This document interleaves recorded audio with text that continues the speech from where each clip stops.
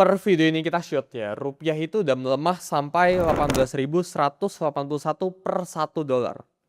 Ya, ini kenaikan yang signifikan banget ya. Di bulan ini persis ya kita udah melemah 4% ya, dari 17.500-an sampai ke 18.200-an. Dan dalam video ini gue pengen sharing ke kalian gimana cara menghadapi situasi seperti ini ya, dimana rupiah ini terus-terusan melemah gila-gilaan. Dan menurut gue udah bilang ya dari video gue, mungkin buat editor bisa dikasih tunjuk ya, beberapa bulan yang lalu ya, bahwa rupiah ini akan ke 20.000 sebelum tahun 2030. Gue udah bilang ya, yang namanya itu fiat currency atau mata uang itu udah pasti selalu melemah. Kenapa? Karena pemerintah, bank sentral di luar sana, kita nggak ngomongin di Indonesia doang, ya di luar negeri dan sebagainya, itu bisa cetak uang terus-terusan. Jadi supply dari mata uang itu unlimited, sedangkan demandnya itu sangat terbatas. Dan kalau kan pakai hukum supply and demand, ya ini udah pasti, ya ujung-ujungnya mata uang itu akan inflated bahasanya, mata uang itu akan melemah terus-terusan. Jadi ketika lu udah tahu ya, rupiah itu udah pasti melemah ke 20.000, nanti ke 25.000, nanti juga ke 30.000 suatu hari. Ini cuma masalah kapan aja gitu kan. Yang kita berharap ya, rupiah ini melemah jangan cepet-cepet ya, jangan kayak sekarang. Karena sekarang itu kita melemah 100 perak setiap harinya ya, rupiah against dollar.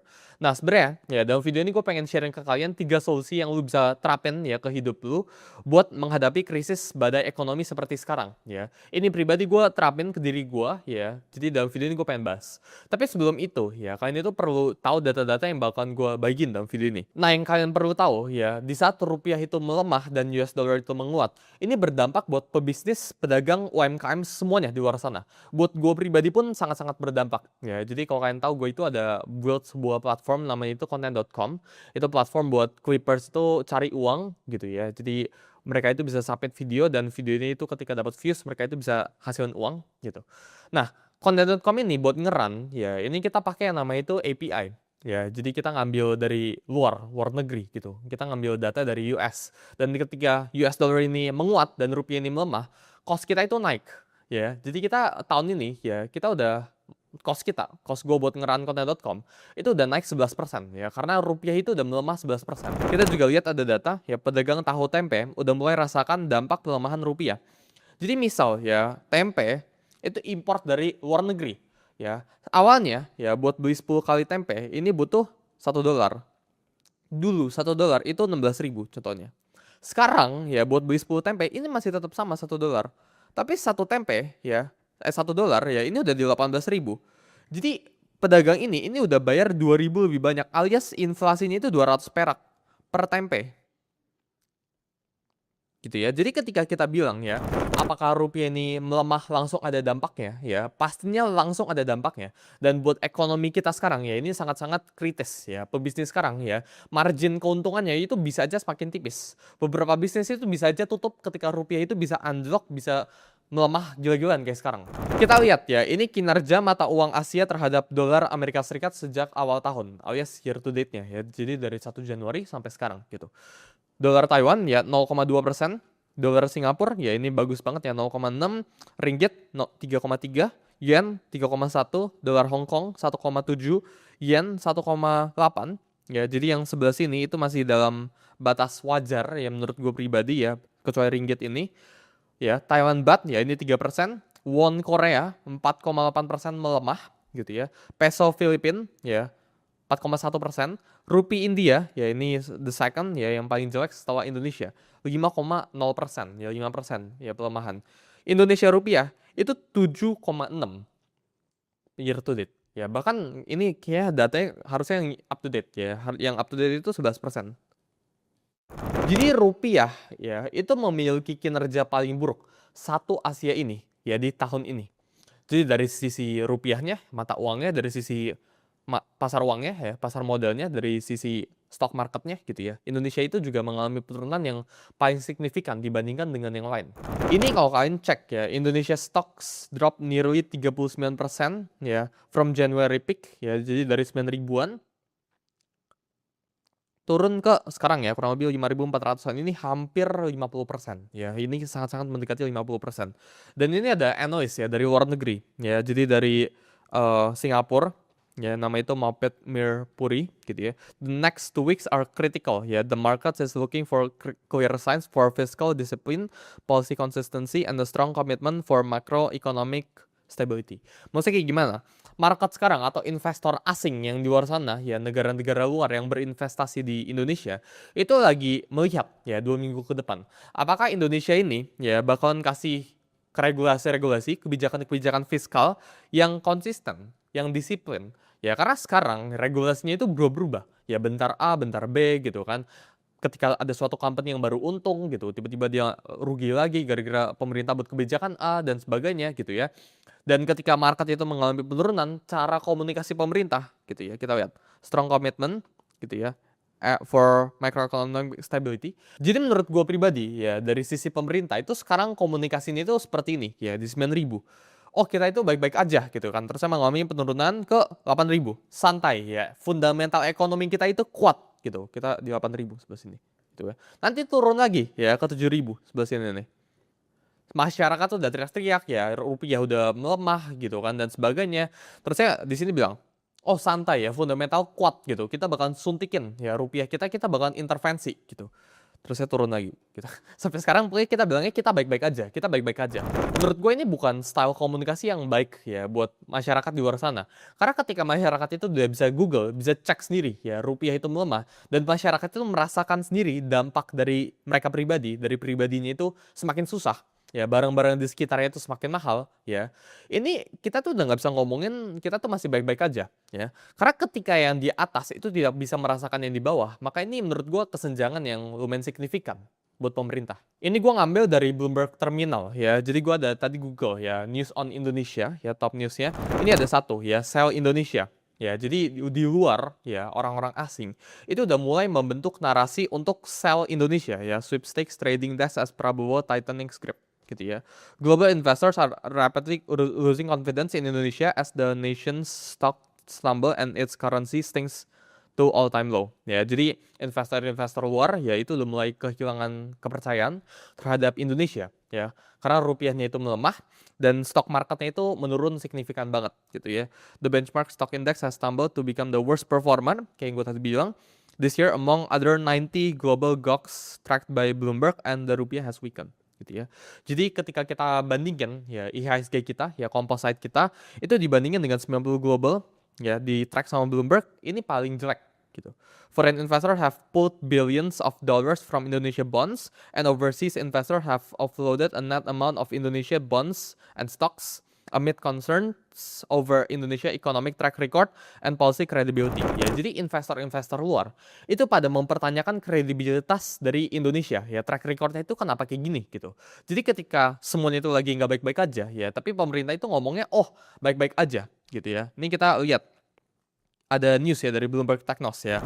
Respon Purbaya ya ini Menteri Keuangan ya Pak Menteri Keuangan ya Menku soal Indonesia ya fiskal baik ekonomi bagus. Menurut gue ini sesuatu statement yang nggak wise untuk dibilangin ya. Jadi kalau boleh kasih saran ya, ketika ekonomi itu lagi cenderung nggak baik-baik aja gitu kan, karena kan government spending itu kan lumayan besar kan dari 5,61% ini gitu kan. Ketika kita cuma bisa berpatok ya pada GDP growth-nya itu, economic growth-nya itu 5,61%, tapi rupiah ini melemah sampai 18.200. Menurut gue buat statement ya ekonomi itu bagus di saat pengusaha-pengusaha di luar sana itu lagi kesusahan itu bukan sebuah move yang wise. Terakhir ya sebelum gua kasih solusinya ya ini ada salah satu trader di luar sana ya namanya itu George. Dia head of research dari fund K2 Asset Management ya. Dia ada 4.3 billion ya total ya fund yang dia manage.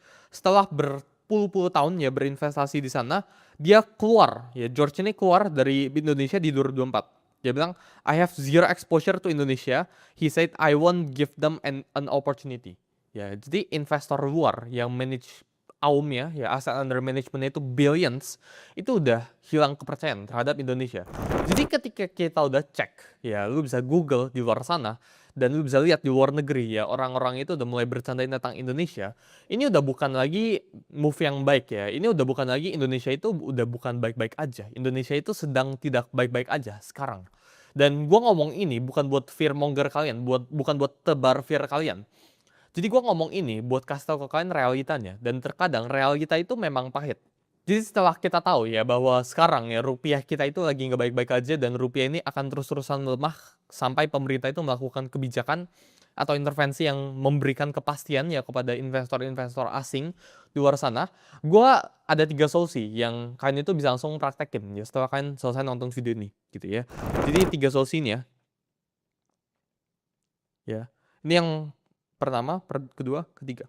Solusi yang pertama ya, buy strong currency ya. Buy strong fiat atau currency, mata uang yang kuat gitu. Sekarang gue pengen kalian tanya ya, ketika kita udah tahu ya, yang namanya itu rupiah atau fiat currency as a whole, ya itu udah pasti melemah.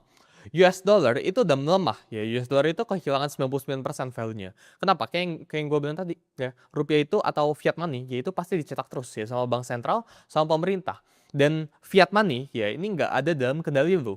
Jadi pemerintah mau besok buat kebijakan A, kebijakan B dan seterusnya gitu kan, buat regulasi baru A, B, C dan seterusnya, itu nggak bisa kendalin. Tapi yang lu bisa kendalin ya, lu harus taruh ya mata uang lu atau uang lu di tempat yang paling kuat formatnya. Ketika lu taruh uang lu misal di Argentina gitu misal ya, Argentina itu melemah misal 100% ya setiap tahun, ya lu harus pindahin uang lu keluar dari sana alias beli a stronger currency kita ngomong ya. Jadi kayak US dollar ya ini juga kuat gitu ya karena US dollar itu one of the best gitu ya. Swiss franc, CHF gitu ya ini juga bisa, atau enggak lu bisa beli SGD. Nah mungkin ya kalau kalian ke money changer dan sebagainya ini lumayan mahal. Jadi sebenarnya ini gua buat edukasi aja ya. Lu bisa beli yang namanya itu USDT. Ya ini digital digital USD. Ya, ini ada di exchange crypto ya, dan ini legal. Ini ada di regulated exchanges ya, kalau kalian cek ya di Flock, toko kripto, Indodax, semua itu gitu ya. Ini available. Nah, solusi yang pertama ini menurut gua sebenarnya ini nggak menyelesaikan masalah ya. Karena year to date ya, dolar itu juga pasti melemah against asset class dan in the long term ya, kita nggak narik 5 tahun ke depan, dolar itu udah pasti melemah.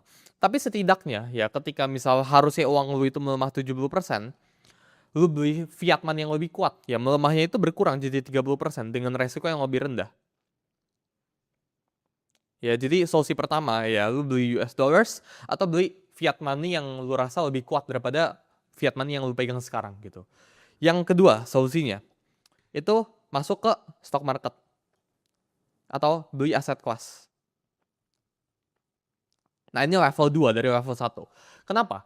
Karena ketika lu bisa beli aset kelas, ya aset kelas itu sesuatu yang produktif dan sesuatu yang apresiasi nilainya. Ketika lu bisa beli gold, ya Bitcoin, stocks gitu kan. Ini kalau lu punya cash aja gitu kan. Stocks, Bitcoin, gold dan sebagainya gitu ya. Ini mata uang lu itu bakalan semakin tinggi. Atau kalau lu nggak bisa ngambil resiko, lu bisa beli aja bonds. Gitu ya. Jadi ketika lu beli aset kelas ini tentunya di atas ini ya. Ketika aset kelas itu bisa ngasih return 5% contohnya gitu ya kan. 10%, 20% setiap tahunnya. Maka lu udah menang ya. Ketika lu dapetin uang ya, hal pertama yang lu harus pikirin ya, itu pelemahan dari mata uangnya sendiri ya. Jadi ketika misal gue dapet uang 100 juta sekarang ya, ini dalam 3 tahun kalau sekarang year to date ini melemah 11% ya, dan ini ke depannya 3 tahun kayak gini, uang 100 juta gue 3 tahun lagi ini bakal sisa 50 juta. Jadi gue harus segera pikirin cara buat dapetin apresiasi sebesar 11%. Dan itu bisa dapetin di stock market, ya di aset classes, atau enggak lu beli currency baru gitu ya. Jadi either lu beli gold, Bitcoin, stocks dan sebagainya gitu. Bonusnya biasanya ya apresiasinya kalau beli stocks yang di luar negeri. Jadi either lu beli Swiss franc stocks gitu kan, Swiss stocks di luar sana, lu beli S&P stocks gitu. Bisa lu beli saham-saham di SG itu kalau lu punya akses ke arah sana gitu. Tapi intinya lu beli aset kelas ya dari uang yang lu punya sekarang. Karena again ya, ini menurut gua temporary panic tapi in the long term ya rupiah itu pasti akan selalu melemah ya.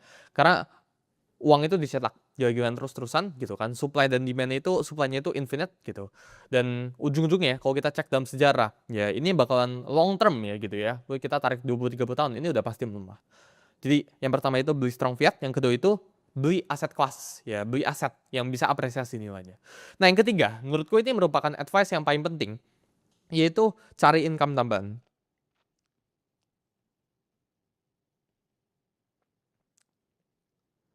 Nah, ini kenapa paling penting? Karena dari semuanya ya, lu harus tahu ya, kayak yang gue tadi bilang, Yang namanya itu pemerintah pengen buat kebijakan A, B, C, baik atau buruk gitu ya. Kita nggak ngomongin pemerintah kebijakan itu selalu buruk. Pemerintah kebijakan itu bisa baik-baik banget gitu.